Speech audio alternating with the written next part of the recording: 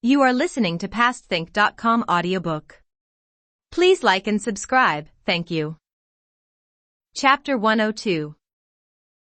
Sima Yi captures the bridge over Beiyuan. Guanzhong dies and Kong Ming tricks Sima Yi again.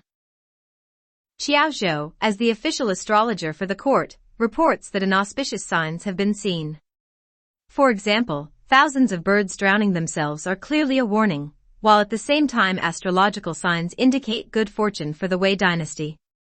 In the city, people are saying they have heard the cypress trees crying at night. He urges no action in the light of these signs, which seem to favor peace and the Wei kingdom rather than the Shu. But Kong Ming dismisses these as inconsequential and certainly not enough to deflect duty. Instead, he offers sacrifices at the temple of the first ruler, Xuanda, declaring that he has tried 5 times to fulfill the command to suppress the north and restore the Han, and that he will now try to do this for the 6th time. From the temple he goes straight to Guanzhong to prepare. Upon arrival, he is profoundly distressed to hear of the death of Guanzhong as a result of illness. As a poet has said, "Life and death, inevitable. Our time is as brief as a gnat's. Only through loyal service can fame last forever." When Kong Ming's army move out, they are 340,000 strong. In Wei, hearing of the Shu army's advance, Chao Rui calls for Sima Yi. He too has been observing the stars and has concluded they augur good fortune for the Wei, so he is surprised at Kong Ming's move, all the more so after 3 years of peace. The Wei ruler sends him off with instructions to only take up a defensive position. Sima Yi organizes an army of almost 500,000 men, assembled at the river Wei, 50,000 of whom are detailed to build wooden pontoons. He sends special troops to fortify Beiyuan with instructions to wait until starvation reduces the invading troops to foolhardy actions, and then strike. His pontoon bridges span the river Wei. Then Kong Ming comes out of the Qishan hills and, building rafts filled with combustible materials, he tries to burn down the bridges. However, his plan is revealed by spies, and the rafts are targeted by archers, wiping out all the men and defeating that plan. Wei Yan, who has led the attack, finds himself ambushed, with his rafts destroyed and on his own. Although he survives, most of his men do not. Likewise, an attack by Wang Ping and Zhang Enai is also foiled by a counter-ambush. Kong Ming suffers heavy losses that day, and is humbled as a result. In desperation, he sends the learned advisor Fei Yi as an envoy to Sun Quan, the Wu emperor, asking for help.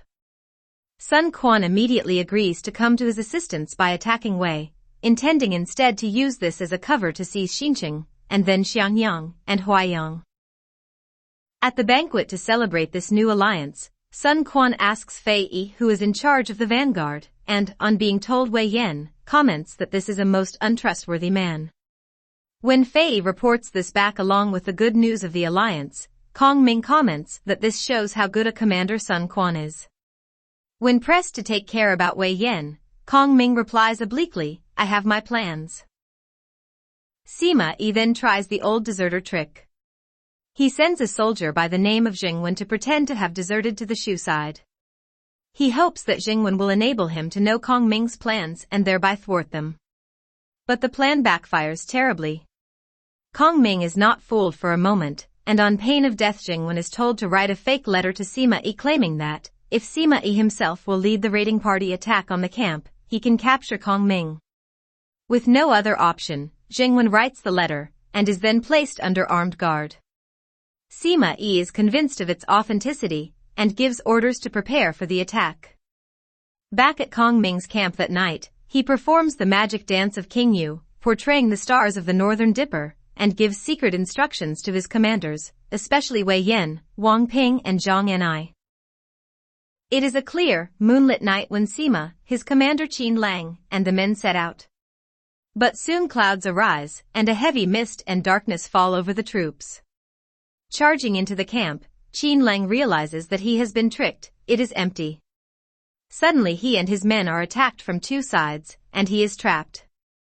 Sima Yi is unable to reach him, for he too has been ambushed. That night 8 or 9 men out of 10 of the Wei army die, Qin Lang among them, and Sima Yi only just escapes. For Kong Ming has used occult powers to bring the clouds in, and then uses divine powers to clear them away afterwards. Jingwen is, of course, executed, and then Kong Ming tries to draw the Wei army out to the attack, but to no avail. He realizes that what he needs is a lure, a trick to make the Wei army come out so that he can destroy them. He also needs fresh supplies of grain to feed his army, and by a series of plots and plans he tricks the Wei and captures their own grain wagons. This at last provokes Sima Yi into sending out his men to the attack. And they fall into Kong Ming's long-planned ambush. Hearing the cries of his men, Sima Yi rides out himself to the rescue, but he is trapped, and his men desert, leaving him stranded. Is this the end for Sima Yi? Let's find out.